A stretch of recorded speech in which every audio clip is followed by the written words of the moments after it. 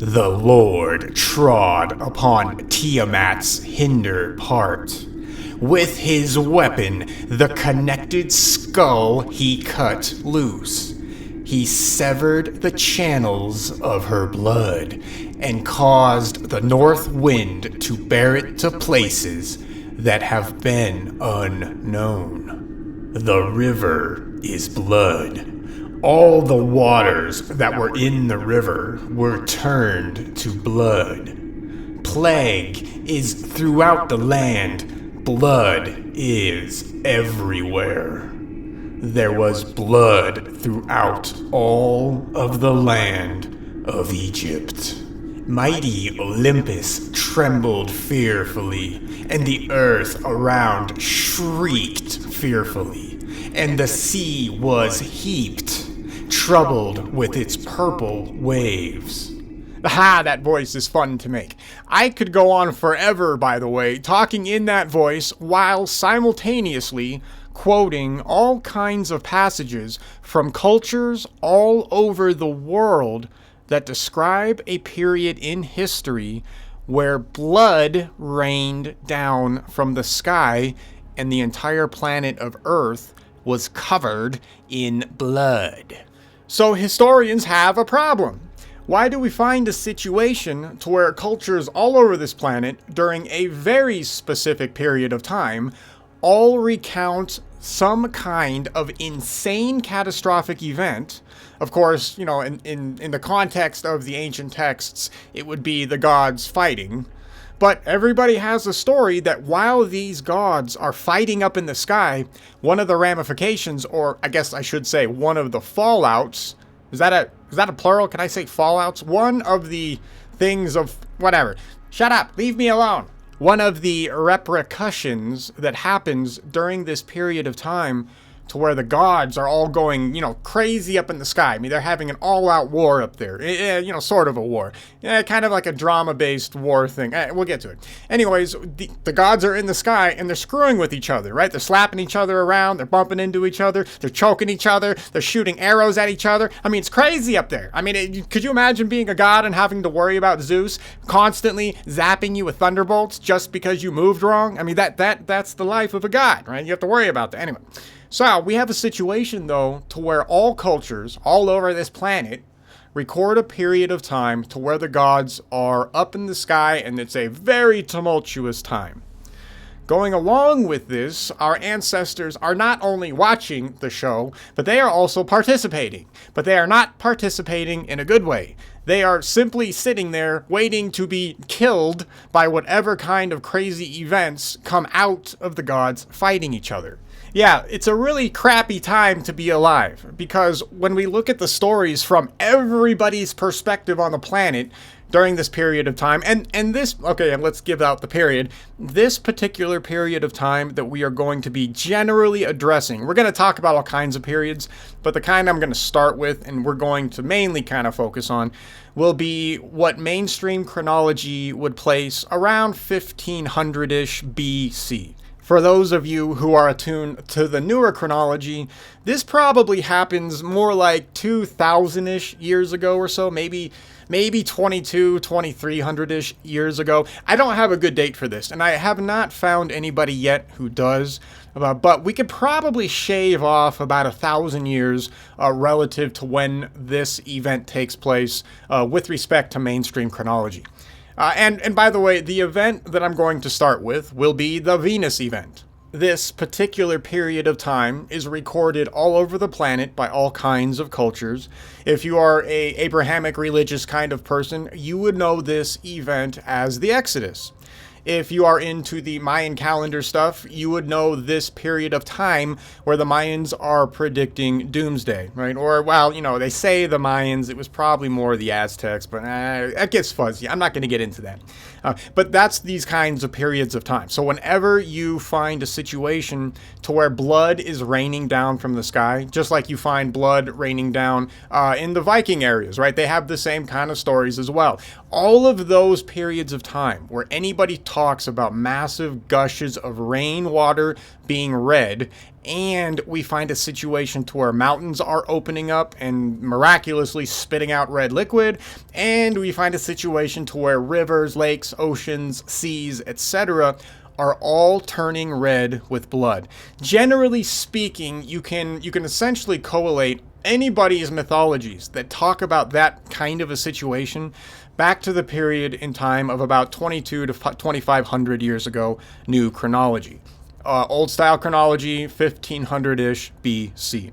Now, of course, the claim made by all of our ancestors is that at a very particular period in time when the gods are fighting, blood rains down from the sky. And not only does blood rain down from the sky, but like I said earlier, right, it starts to bubble out of mountains and cracks in the earth. And then we find a situation then, of course, when it's raining down from the sky, it fills all the lakes, rivers, seas, etc., and it makes this basically scene of red blood all over the planet. Now, what are we supposed to make out of this? I mean, we find a situation to where every single culture talks about this. I mean, here, let me just list off a bunch of the cultures that talk about it, just so you don't think that I'm too schizo. Yeah, let's just build a foundation really quick. And by the way, I am not making the claim that real blood rained down from the sky. We will get to the science in just a second. But anyways, let's list off all of the, not all of them, but let's give you an idea of the cultures around the world that for some weird miraculous reason all have the exact same story recorded in their histories. So we have everybody from ancient Greece to ancient Rome, all kinds of cultures that live in the European area, and I'm not going to list all of them off, but just go do a little research and you'll immediately find all kinds of European cultures constantly talking about blood raining down from the sky during a very particular period of time. Sometimes it can be intermixed into a potential creation story. You got to be careful with creation stories because sometimes there's creation stories that are made up after creation stories, or the creation story could be a secondary creation, and even the culture admits that. You know, they say, hey, there was a first creation, that first creation, you know, failed, died off, was killed off, whatever, second creation. So anyway, that kind of a situation is all over the place in Europe.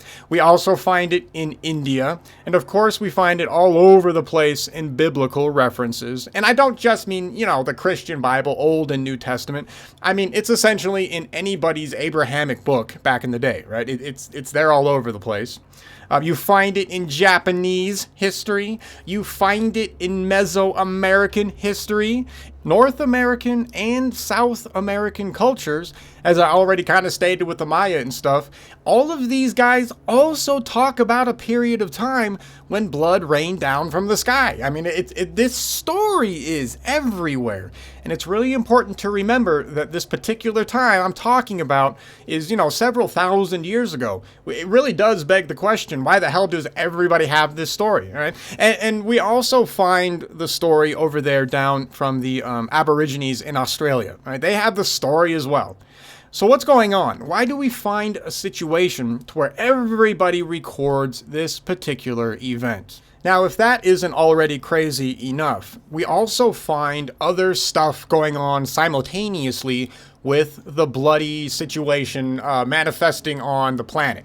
So it's not just that red rain and that the waters are turning red.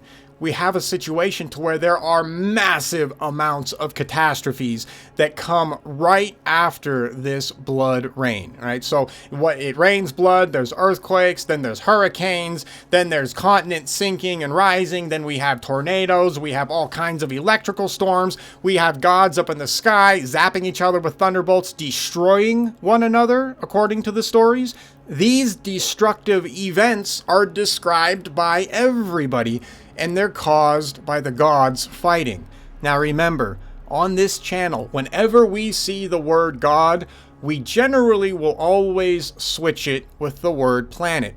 Once we switch those two words around, suddenly everything that our ancestors are talking about becomes scientifically possible. Remember, there are no robed gods, with long beards or women running around in togas, flashing each other. None of that stuff is going on up there. As cool and as fun as it might have been to have seen something like that in real life, no, that's not what was going on. Remember, the gods, in the way that they are discussed in all ancient cultures, are not gods in the sense of some sort of metaphysical, weird, psychological creation. Gods are just another name for the planets. And to be fair to all of these cultures, mainstream has completely butchered translations for everybody, right? Because everybody's culture is talking about planets. Nobody is talking about the gods in the sense of how, kind of gods are worshipped more recently. Back during this period of time, everybody was looking up and describing planetary motions. And of course, our ancestors gave all of these planets names, which would eventually, thousands of years later, be twisted and misconstrued as some kind of a metaphysical, godlike power, instead of being a real physical planetary body. It's ironic, too, because, historians are not going to argue with me when I say something like, well, Zeus is Jupiter. Like, that's an established fact. Nobody is going to argue with me on that, even on the mainstream. But what they won't do, or what your average person won't do, is they're not going to take the next leap and just admit, hey, look, whoever the hell wrote the story about Zeus, for example, and I say that loosely just because ancient Greece gets a little weird. Okay, fine, ancient Greeks. The ancient Greeks, when they wrote about Zeus, zapping planets and stuff with thunderbolts, this is interpreted by mainstream people as just some kind of metaphorical garbage, right? For some weird reason, the ancient Greeks, they worship Zeus, Jupiter, and why? I don't know, because Jupiter is just a literal dot in the sky. I have yet to see a single cosmologist or historian give a good reason why our ancestors would have done this. Because it's not just the ancient Greeks, right? Everybody knows about Jupiter all over the planet. Everybody knows about Mars, Venus, etc., Saturn. Everybody has stories about all of these guys, and all of these planets are always spoken of as if they can see them directly. Right, but nowadays, when we look up at the planet, all we see are white dots. They are indistinguishable from a star. They really are. So why do we find a situation to where our ancestors are worshiping something like Zeus? Why are they even making stories up like, lightning bolts and stuff like that, being flung around? Where is this coming from, right? I have never found any kind of a mainstream person give me a solid answer as to why this is the case all over the planet. But, the answer is simple. If we just listen to the stories about what our ancestors record, everything changes. And interestingly enough, everything becomes scientifically viable. This is the beauty of simply just reading what our ancestors recorded, or listening, if it's an auditory situation, or oral history. Either way, if you just pay attention for 2 seconds and take these people seriously and at face value, suddenly everything starts to change. And that's exactly what we find when we see red rain or blood raining down from the sky. So why did our ancestors do this? The first question that people have to, answer if they're going to start arguing with me at all on this, before they start calling me schizo, is you have to explain why every single culture all over this planet not only has the exact same blood raining down from the sky story, and blood, tainting all the oceans and rivers and waters, and everybody talks about blood erupting from the ground. That's an interesting topic that we'll discuss as well in a sec. But why is that? That's a legitimate scientific historical question that demands an answer. And mainstream historians and scientists have completely ignored it. And of course, they have completely ignored it because they have no answer. Their entire dogma does not allow them to have any kind of an approach to trying to figure out what the hell's going on here, because once they start to look at it and take it just a little bit seriously, their entire historical zeitgeist has to be thrown away. because mainstream, they maintain that nobody was talking to each other, back in the 1500s BC, and that's potentially correct. I don't know. They probably weren't, at least not in the way we're thinking now. I'm not saying there may not have been trading contact. There would have been trading contact. But aside from that, they more than likely did not have something like the internet. Nobody was mailing letters, from South America over there to China, and it wasn't arriving 2 weeks later. None of that was going on. So how the hell does everybody have all the exact same stories when nobody was in contact with one another? To make matters even crazier, right? Because all of these people speak different languages as well. Language, or historical language, that whole topic is insane, by the way. But the fact that everybody speaks and writes in different languages would also be an immediate barrier from this kind of a story magically spreading all over the planet.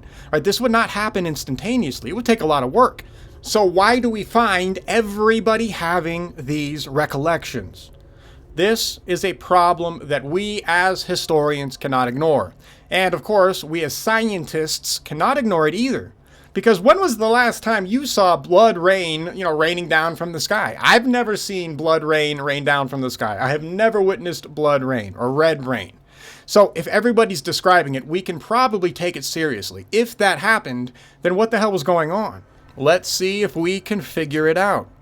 So during this time, as I said a little earlier, it's not just blood rain coming down from the sky. There's a lot of other catastrophic events going on. Now, one of the visual descriptions that is common across all the cultures as well is that we find a situation to where a very particular god, in this case Venus, is described as being a hairy star or a long-tailed star or something like that, right? When was the last time you looked up at Venus and was like, oh yeah, that's definitely a hairy star. I mean, look at Venus's really long tail that goes across the sky. You've never done that because you've never seen Venus like that. Why the hell are all of our ancestors describing Venus like this when we look at Venus now, we see nothing like that? Well, the answer is simple. Back during this period of time, Venus was in a cometary form, all right? Now, I've covered the Venus event in all kinds of aspects on this channel, so please go refer to all of those videos. I'm not going to get into the details of that. I want to focus on the blood rain, because that's what I need to do. I got to focus because I keep going off track and talking about other garbage, and we're never going to get through this goddamn... The first core of our foundation for trying to figure this whole situation out will be to understand that during this particular period of time in history, Venus was a comet. Venus had a long cometary tail. Venus was also not in its current orbit. During this particular period of time, Venus would have been in a more erratic orbit. And this orbit would have crossed paths with Earth's orbit multiple times, with one or two of the times being absolutely destructive. Now, one of the things that's important to remember is that since Earth crosses paths with Venus, or I guess it doesn't matter. Whenever Venus crosses Earth's orbit, a couple of things can happen. One of the things that can happen is, depending on the distance, the ramifications of that kind of a crossing is going to be light. If it's far enough away, there's not going to be a whole lot of stuff going on. That doesn't mean that nothing goes on. There would have still been effects, electromagnetic effects, existing between Venus and Earth. Don't forget, both Venus and Earth, during this period of time, would have been charged bodies. I mean, Earth still is a charged body, but Venus would have been a charged body as well. What happens when two charged bodies get close to one another and their charges are different? Well, they start to interact. Both charged bodies, if they're close enough, are going to start to interact with one another to try to find electrical equilibrium. And that's exactly what would have been happening. Now, the distances matter because obviously the further away Venus would have been, Venus's and Earth's electromagnetic fields would not have touched that much. But as time goes on, there comes a time to where Earth and Venus quite literally have a couple of very, very close encounters with one another. For those of you who are interested in cycles, ancient cycles, if you go back and you look at a lot of other cultures' history, you find a 48 or 52-year cycle embedded in all kinds of cultures all over the planet, where every 48 or 52 years, depending on the culture and the calendar that you're looking at, and the time period of the calendar that you're looking at, yeah, it gets weirder when you dig into the details. But anyways, every culture that has this particular cycle, they actually expect to be wiped off the face of the earth completely. They do not expect to survive. This is where a lot of those kind of doom and gloom cultures come from. It's not because our ancestors were just making stuff up and they were, some kind of a catastrophic cult and that's, that's what they used to control people or whatever. No, everybody was looking up at the sky because they had calculated Venus's orbit during that period of time. During this period of time, between around 1800-ish BC to about 13-ish hundred BC, every 48 to 52 years, Venus is what these people would expect to almost hit Earth. This is why when you look back at all these cultures, for whatever reason, we find Venus playing a very central role, right? South American cultures, their calendars were based around watching Venus, and that is not unique. Tons of cultures are very much afraid of Venus as the destroyer. This is why, for example, that Mayan calendar is the way it is. And by the way, it's also why it quote unquote ended.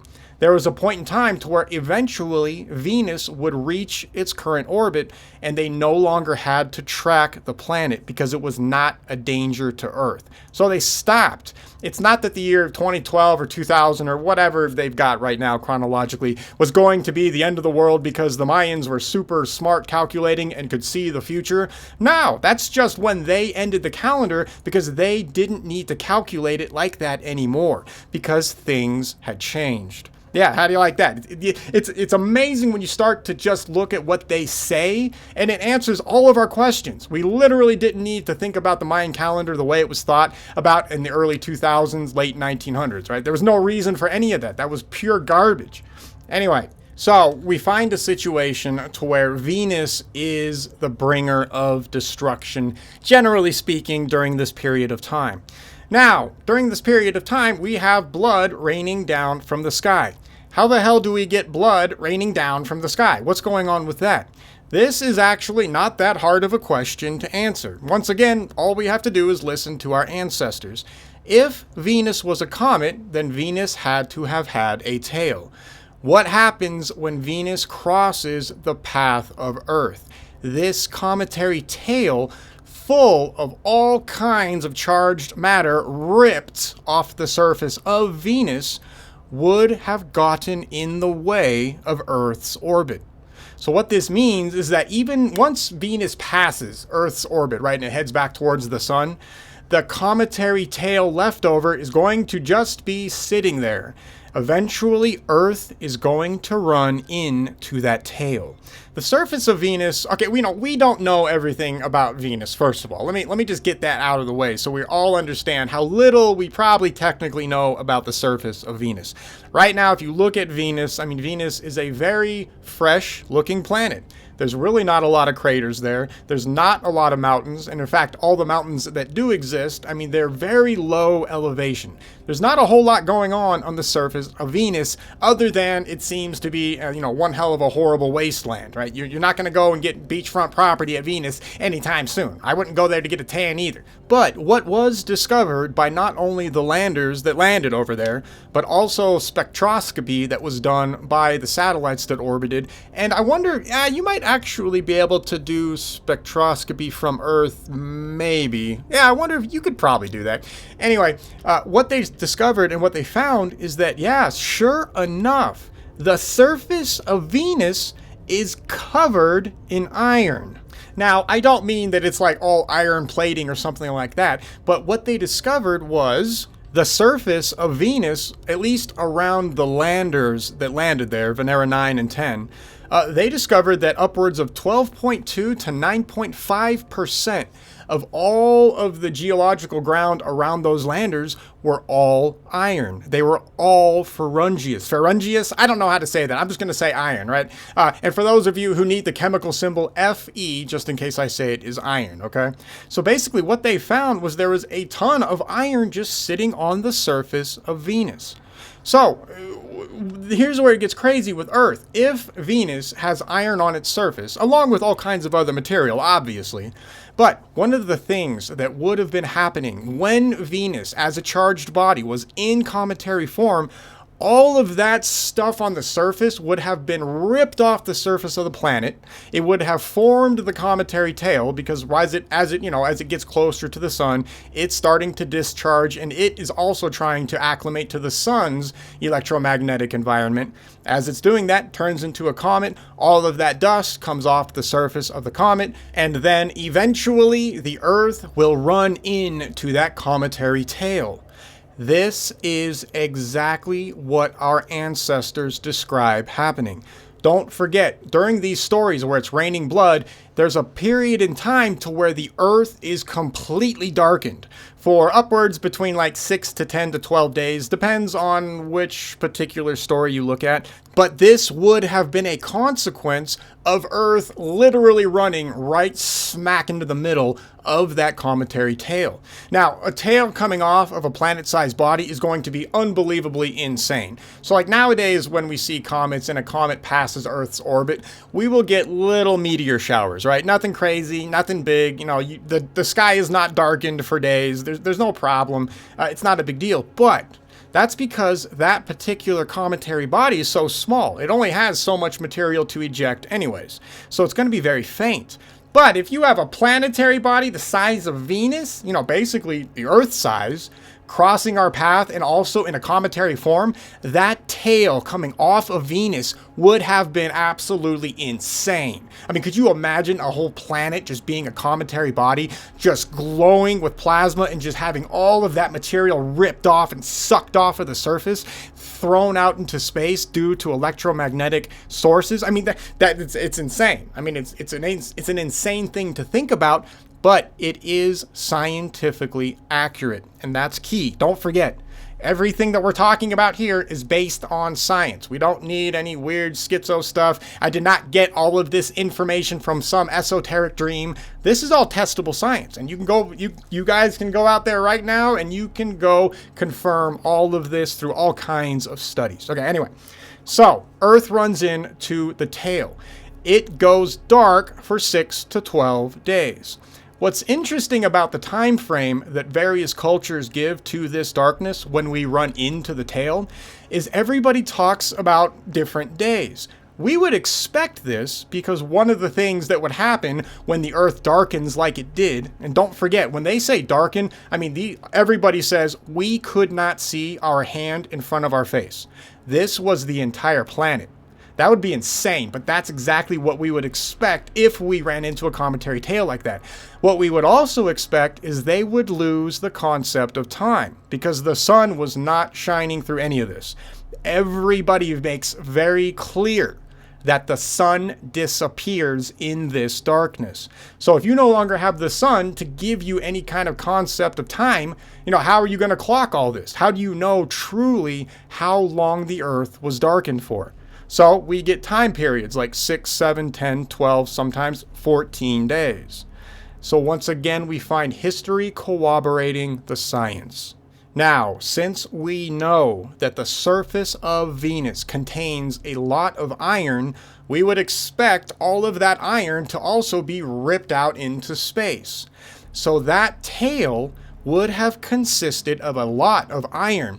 And I don't mean little dust particles, by the way. This is the next thing that we have to understand. The material that was being ripped off of Venus, it's not like dust, right? This is not little maybe pebbles.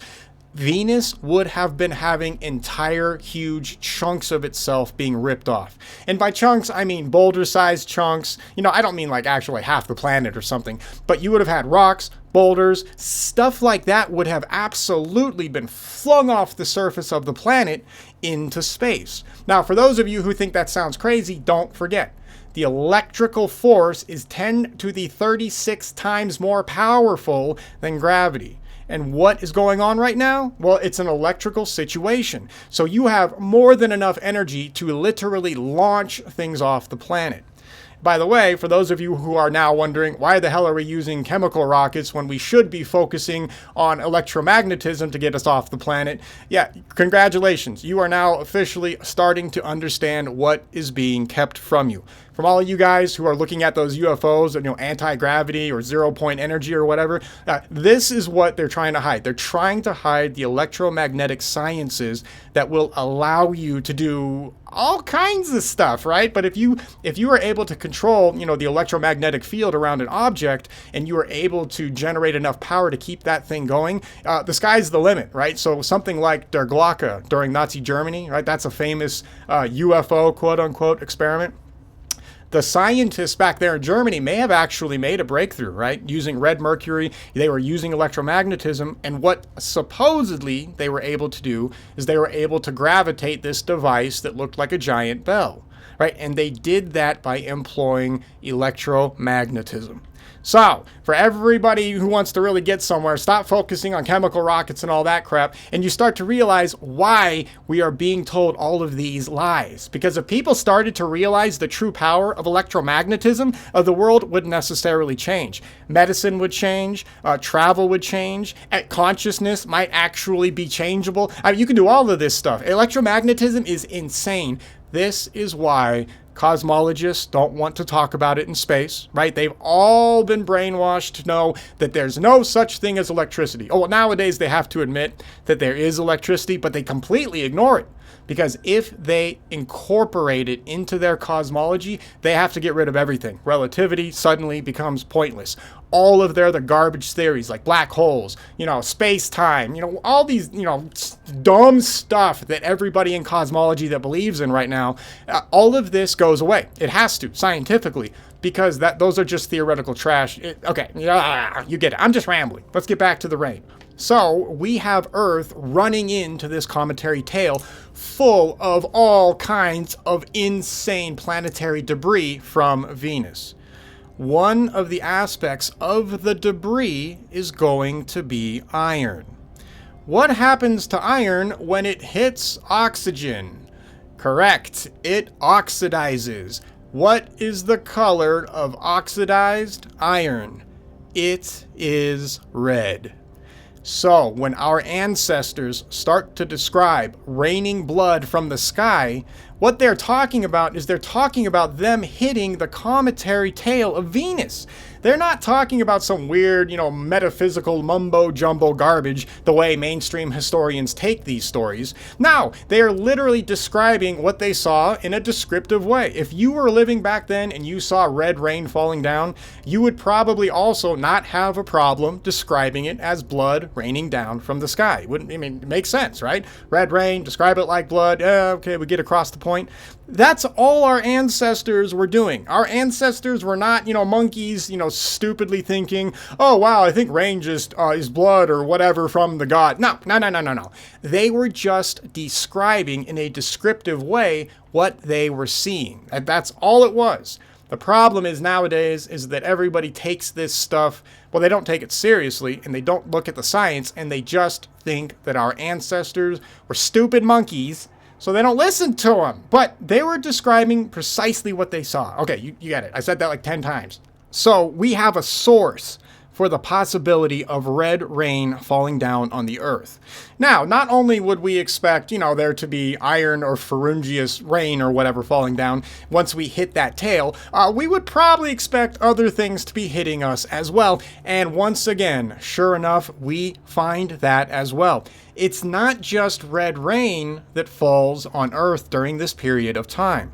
If we are going to make the claim that we are entering the tail of a cometary body, then there's probably going to have to be other things falling down on Earth as well. And that is precisely what our ancestors describe.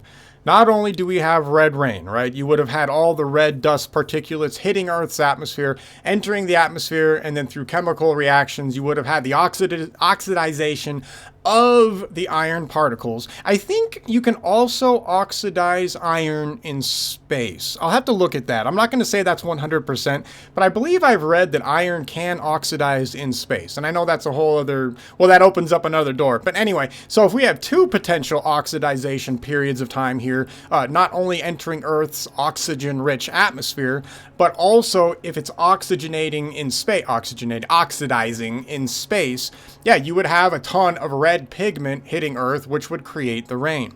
So not only do we have the little dust particles hitting Earth, we also have chunks of iron hitting Earth, right? It's not just the small dust particles. Our ancestors describe this as well. What do they describe? They describe iron rocks falling from the sky. And these and these iron rocks come in all forms, shapes, and sizes.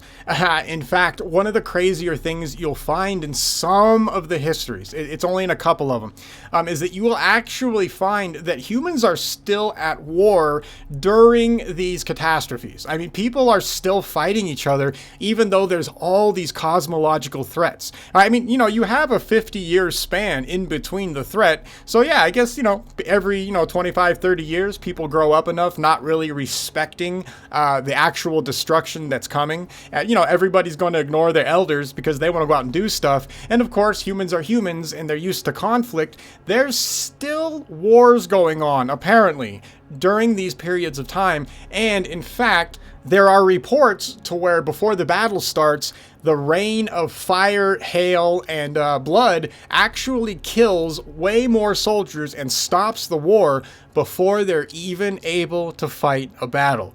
That's how it's very interesting the way this stuff is told. It's not told in this legendary, weird, mythological way. It's told very much in a realistic way. This also would have been the time when Atlantis would have gone down, right? So this is where we lost continents.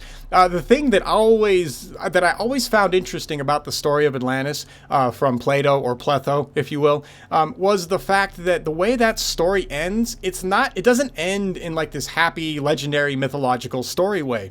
It ends with everybody dying, basically, right? You get the ancient Athenians dying as well as the Atlanteans, because nobody can escape the Venus event. There is nothing you can do. If you lived through this, you were just lucky. So anyways, while you have all of this insane, like iron falling from the sky, blood falling from the sky, earthquakes, tornadoes, hurricanes, you also have people at war during all of this. It's absolutely insane. And obviously once the event hits, it stops the wars because everybody dies. But anyway, I always found that interesting. Nobody ever really seems to point that out, the very realistic way that this stuff is talked about. Anyway, so we have iron falling down from the sky, iron meteorites. Not only do we have all of this kind of various iron particles and rocks smashing into Earth, but our ancestors also describe other kinds of meteorites hitting us as well. And that's exactly what we would expect if the surface of Venus was being ripped off and sent towards Earth in a cometary tail. So that just more further corroborates the scientific aspect of this. One of the other things that they describe falling to Earth is something it's very interesting, and it's something to think about. They also describe hail. And hail is also a thing that kills a lot of people as well. And what's hail? Hail is water. So it begs the question, did Venus maybe have water on it before this event? Or at some point in time? Like, is this what wipes Venus clear of its water? I'm not saying Venus probably had water, or maybe it did have water and it was in a gaseous form. Maybe it was like that. Maybe it was in the atmosphere. That's a possibility, because remember, Venus would have been ejected by Saturn, and during the time when Saturn flared up and ejected all of that material, it ejected water, right? That's where all of the Earth's oceans came from. It's entirely possible that Venus would have also been slapped with water as well. To what degree it maintained it, I don't know. But it is interesting that they do describe water hail falling with all of the blood and the other iron stuff. Just something to think about. If you guys make any other kind of cool scientific connection, please tell me about it. I'd love to hear it. Anyway, as a side note, really fast, this would be what would start what mainstream historians would call the Iron Age. Have you ever wondered why the Iron Age comes way after copper and bronze in the Stone Age? Most people don't think about this, but iron is not as hard to work with as something like, say, bronze. Because remember, bronze is a composite, so you actually have to know some good metallurgy to create bronze. With iron, you don't need any of that. You can smelt iron. You just need a way to generate a lot of heat. You don't really need to get too crazy with the intellectual side of metallurgy. But for whatever reason, our ancestors start with copper, apparently. Then they go to bronze, which is, a whole composite situation. And then iron finally shows up. Why didn't iron show up at the beginning? Because don't forget, the iron that starts the Iron Age, and remember, mainstream historians, this is their perspective, what I'm about to say. The very first iron that was ever worked by humans was meteoric iron. Where did meteoric iron come from? You have to wait for it to fall onto Earth, right? So if, according to mainstream, this iron should have been all over the planet the entire time, because the Iron Age does not start with people mining iron. Nobody's mining. People are literally just picking iron up off of the ground, and then they start smelting. Nobody was mining. So where the hell did all the iron come from, and why were people not using it before copper? I mean, if it's right there on the ground and all you need to do is really work with heat, if you can figure that out, you can start an Iron Age first. You would never waste your time with copper or bronze because A, they're inferior, B, bronze, you have to have another level of technology to do anything with it. See, it makes no sense, right? Where did all this iron come from? The iron shows up during this period of time. Humans were not using iron before this period of time simply because it didn't exist on the surface. That's it. There's your answer for where the quote-unquote Iron Age starts. How do you like that crap, right? It's the leftovers of the Venus event. Once the Venus event is over with and everybody the survivors come out of their holes and they start looking around, they find iron rocks everywhere, meteoric iron, and they can smelt it, and they do. They don't do this prior to the Venus event because iron did not exist on the surface, at least in the quantities that was needed to start an actual Iron Age. It's crazy when you start putting all of this together. And it's all scientifically viable, right? It completely changes the entire picture. All right, so if Earth is being blanketed with iron chunks and iron dust, then we should probably find some evidence of that, shouldn't we? I mean, if I'm making the claim that this only happened maybe 2,400 years ago, or even if you use, mainstream chronology, 1500-ish BC, that's really not that long ago. I mean, we probably should still find evidence of this situation, right? And we absolutely do. This is where it gets crazy. So, one of the things that has been discovered is that we have layers of iron ore, or red-tinted or orange-tinted clay, all over this planet, which can be traced to what, mainstream would call the Pleistocene, right? 10,000 years ago, the Ice Age. Now, don't forget, the Venus event replaces the Ice Age. We don't need an Ice Age. You can get rid of the Ice Age. There's no such thing as magical glaciers that only cover one part of the globe. And, there's none of that garbage. Erase that out of your mind. Once you erase that out of your mind, suddenly we have a completely different scientific explanation to what happened to create all of the evidence that mainstream scientists use to support the stupid concept of the Ice Age. So, one of the interesting discoveries, and I won't belabor all the details, you guys can look this stuff up. I'm just going to give you guys the basics. One of the things that right now is attributed to magical glaciers, spanning the globe, is the fact that we find a situation to where we have red-tinted silts and clay that are prescribed to Ice Age glaciers. Basically, somehow, these Ice Age glaciers created these vast layers of iron deposits in clay and didn't deposit anything else. For whatever reason, they didn't pick up other rocks, they didn't pick up other minerals. In certain situations, they only pick up iron and sometimes magnesium, and then they mix it with the clay, and that's all created by glaciers. That's what they believe. Now, these layers are real. We find iron-tinted layers, oxidized iron-tinted layers all over the planet that are attributed to the Pleistocene time.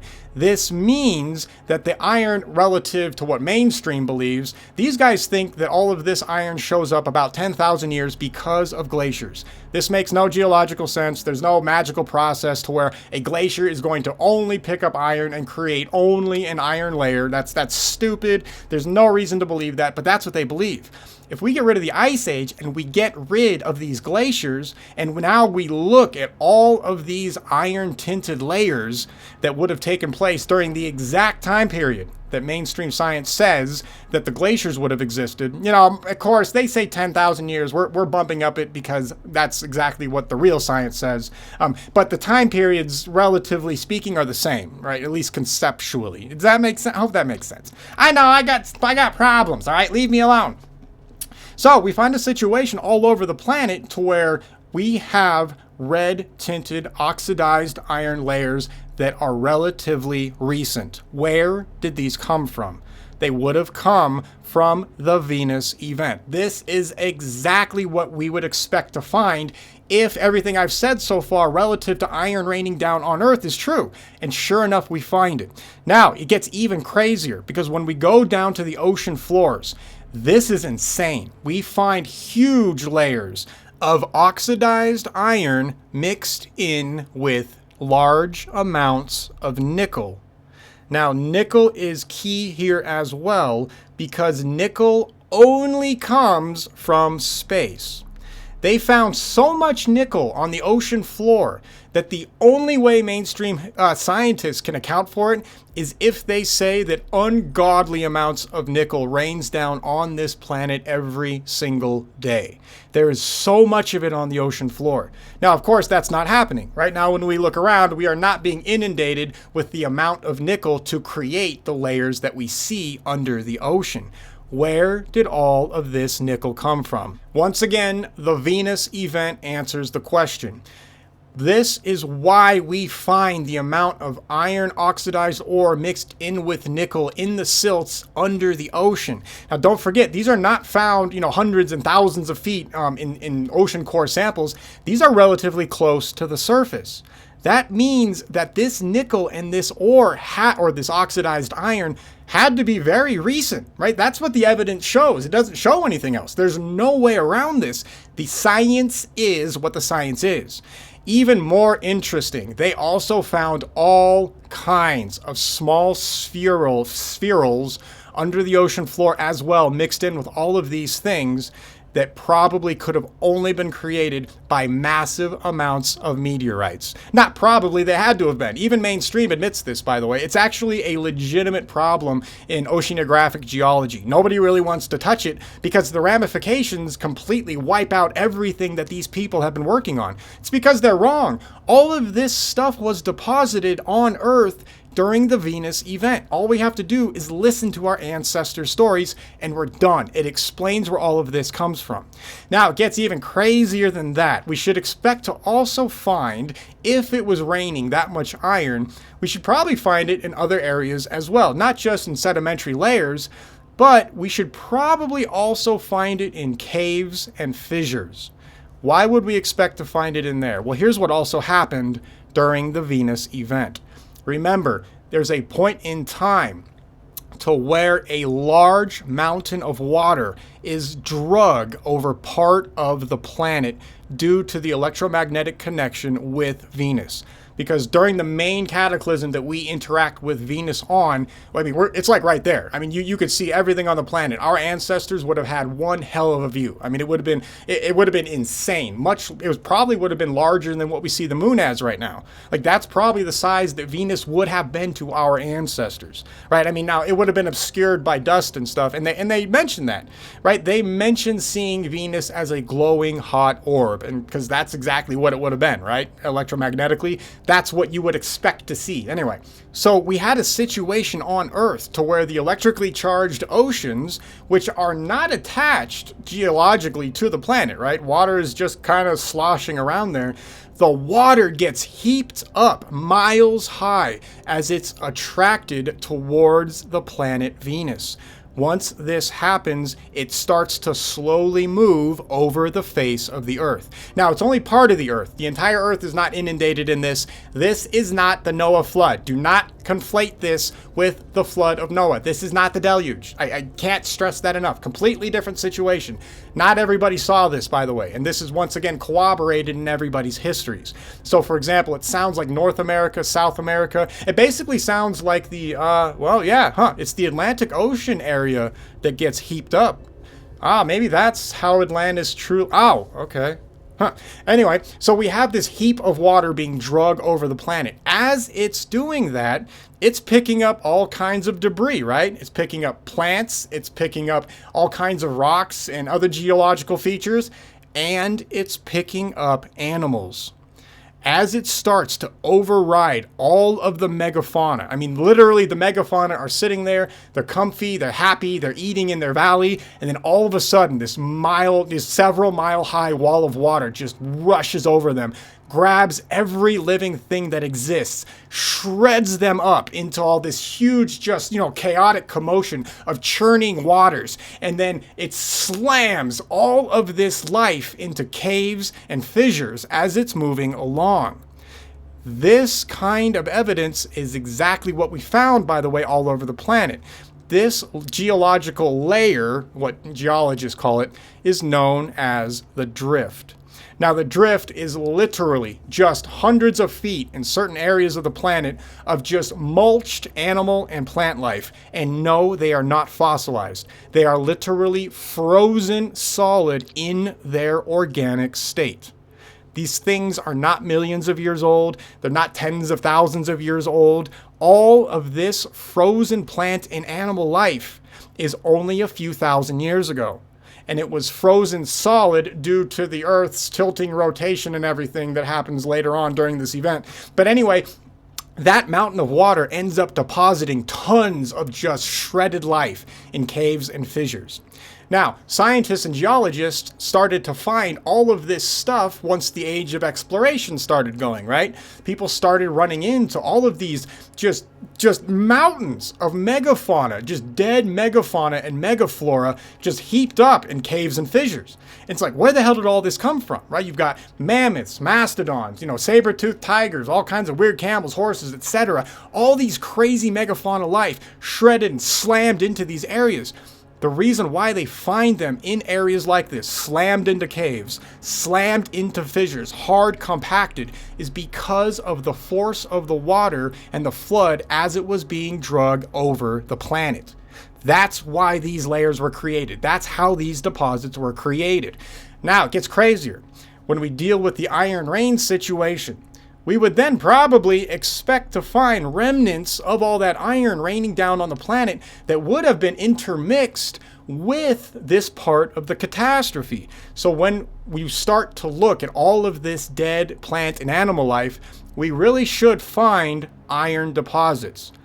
That is exactly what we find. This is where it gets even crazier.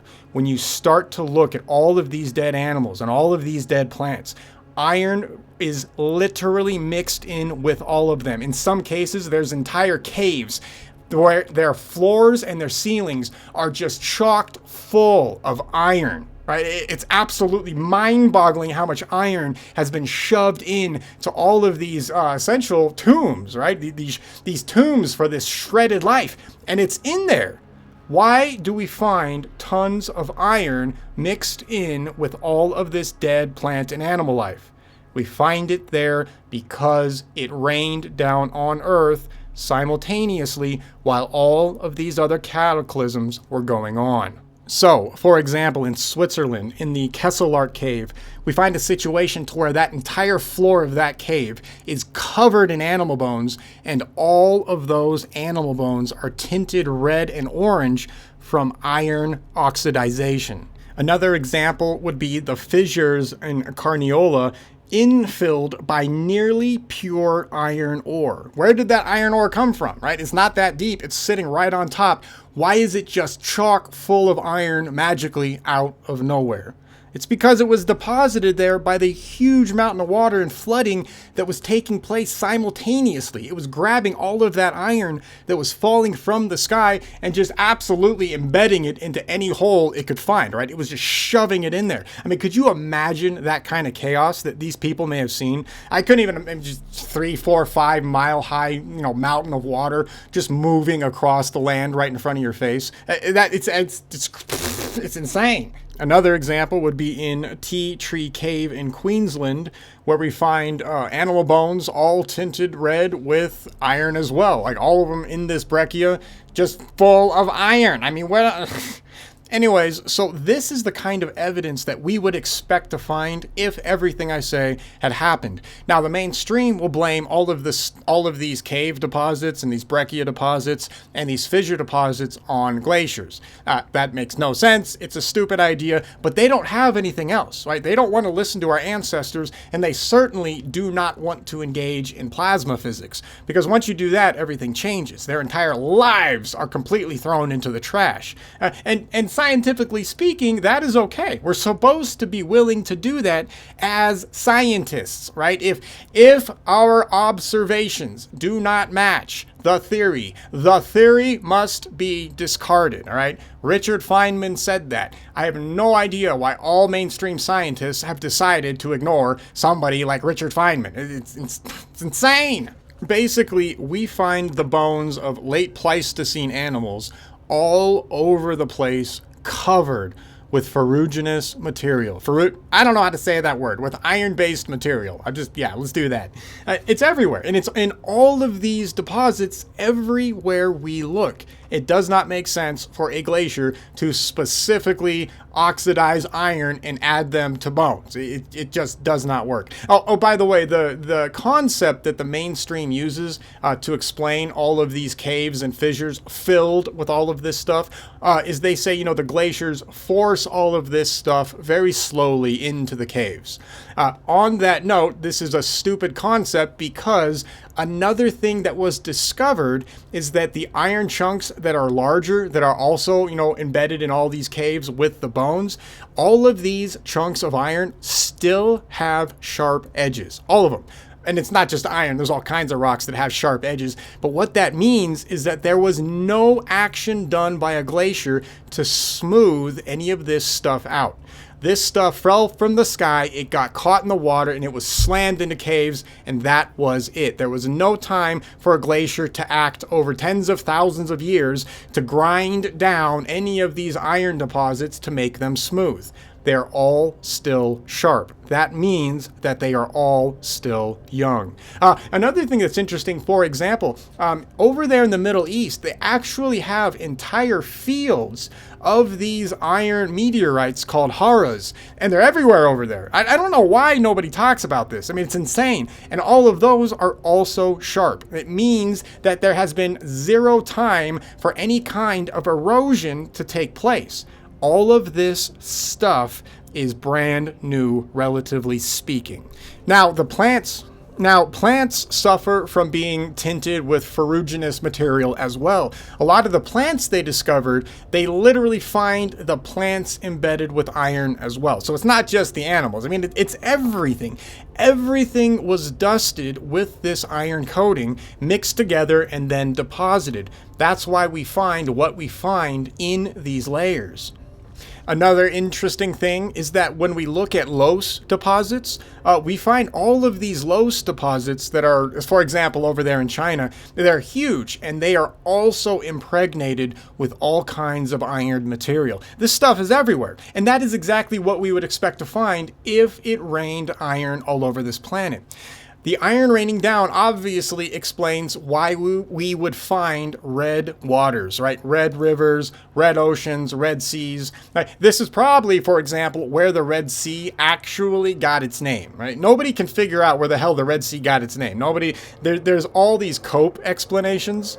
but nobody has any actual evidence to support any of their claims. I mean, there's weird stuff like, there's this maybe sort of small red coral that grows over there. Yeah, so that's why we call it the Red Sea, right? It's the dumbest thing, right? The Red Sea is a deep blue. It is not red, right? And it's not red because there's a little coral that grows around the area. The Red Sea more than likely ended up with its name because of one of the rains of iron that would have landed in it. Now, it may have actually got its name after the Venus event, because something else that we have to remember is that this oxidized iron rain did not only happen during the Venus event. This actually happens during several points in history. We would expect this to be the case as well if I'm going to make the claim that a cometary tail from Venus passing by us is going to be out there floating around in the solar system. We would expect though that the remnants of that tail to hang out for a while, right? All of that debris, it would still sort itself out electromagnetically, so it would sort itself out quickly, but it would not sort itself out so quickly to where the Earth would not run into the remnants again. Earth runs into these remnants several more times throughout history. Actually, probably more than just several, right? We have all kinds of other stories eventually to where people will report red rain falling down. And this is just out of nowhere a lot of the time, right? And so what's probably going on is that Earth is just running into one of the remnant parts of that tail, and certain parts of Earth are experiencing that rain. And that's recorded in all kinds of cultures after the Venus event. It gets even more interesting because, like I said, it wasn't just small rocks and pebbles and dust that was being flung off the surface of Venus. We would have also had really large rocky bodies. Now, I don't know how large you could technically get. You could probably get really huge because remember, when we're dealing with electromagnetism, we have a lot of energy to play with. So we could have, boulders the size of a mountain really being ripped off of Venus. That's not an impossibility. But anyway, one of the things that we would also expect is large bodies out there that would have been ripped off. And if they didn't impact Earth or any other planetary bodies, they would still be out there. This is probably where some of the comets would have come from that our ancestors would have witnessed after the Venus event. So remember, once the Venus event is done and things start to clear up, things kind of calm down, but there's still more stuff that goes on. One of the weird things when we look back at history is that comets are everywhere in recorded history. I mean, if you look at it, like look at the Chinese records, for example. I mean, comets are they're everywhere. I mean, it doesn't matter anybody's history. Comets are reported constantly after this point in time, and that is exactly what we should find if that kind of a debris field was left over. So when we start to look at more recent histories, in the past 500, 600, maybe 1,000 years or so, we really should expect a lot more cosmological disturbances, if at the very least for no other reason than that debris field really should be something that we should hit every once in a while, and sure enough, we find that everywhere. Now, the next thing that's fascinating is that a lot of the times when these comets come close enough to Earth, there's more catastrophic events that take place. And there's several really good ones. Now, these are all started by comets, but, all you need is a charged body. The size is relevant, but as long as it has a certain amount of charge, it's powerful, right? It does not need to be the size of Venus to screw with Earth. All you need is a nice charged comet to do a flyby close enough, and you can cause all kinds of problems. And this is exactly what is reported all throughout history. One of the events that comes along with these cometary smaller catastrophes is once again we have red rain falling from the sky. Once again, we would expect that if this stuff was left over from the Venus event. So that just goes further to explain what our ancestors are recording when they start talking about blood raining down from the sky, even in more recent times. And even more interesting, we still get red rain every once in a while. Now, most of the time, it's blamed on some kind of a fungus or bacteria or something like that, right? It's a bacteria that's blooming, or whatever. And I'm not saying that's not possible here and there, but when it's raining red, we have to look at something different. And I haven't been able to find any modern day study on any of this recent red rain that every once in a while pops up, proving that it is a biological situation. My guess is that nobody's really paying attention to this, and that if somebody did, their results are probably not going to be published anytime soon. Or if they're out there, it's going to be a pain in the butt to find. Like I said, I can't find them. Maybe you guys can find some of those studies. I'm still digging around. I'm not saying I've looked everywhere. Anyway, we still experience that red rain every once in a while. That's more than likely us hitting one of these little clouds of dust that would have been left over from the event. Now, there's one other bloody kind of event that takes place simultaneously with all of this that I just want to throw out there because it's something that I don't have an answer for at all. Not only do they describe, blood raining down from the sky, but we also find blood erupting from cracks and volcanoes in the ground. It's possible maybe this is actually lava flowing and they just describe it as the blood of the earth. I could buy that. Or could it be some other kind of liquid ferruginous material that erupts during... I don't know. That part gets weird. We'll have to talk about that on a completely different show. But just keep that in mind. So the rain I can explain, right? The rain makes sense scientifically. But when we start talking about blood erupting from the ground, that's where things get a little weird. And the implications for that are, well, they're quite extreme, aren't they, right? Red liquid bubbling up from the ground. That thing, I don't know. We'll explore that in a later show. So that's where all the blood came from. The red rain was real. Our ancestors saw what they saw and they recorded it. And that explains why we find iron deposits all over this planet the way we find them. That explains why the Iron Age started. That explains why we find iron deposits with all of the drift animals that are shoved into all those caves. And it explains all of the stories that our ancestors recorded in the past.